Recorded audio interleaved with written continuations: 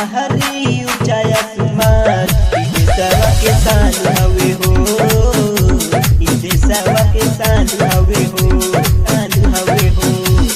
भले भले करल चल जाई जान देशवा के शान हवे हो, देशवा के शान हवे हो, शान हवे हो।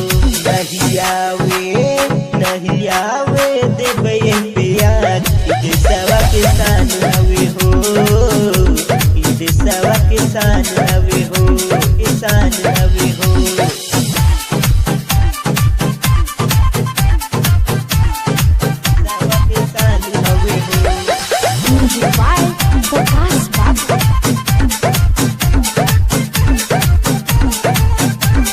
दुश्मन चीन पाकिस्तान मिट्टी नामो निशानु नया खिया लड़ाई हो।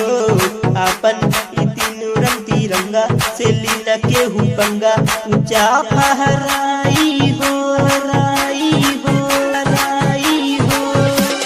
दुश्मन चीन पाकिस्तान मिट्टी नामो निशानु नया खिया लड़ाई हो। अपन तीनों रंग तिरंगा से लीना के हुपंगा ऊंचा फहराई हो, राई हो। सूरज संतोष करेले गुणगान देशवा के शान हवे हो, देशवा के शान हवे हो, शान हवे हो। पहाड़ी ऊंचा आसमान देशवा के शान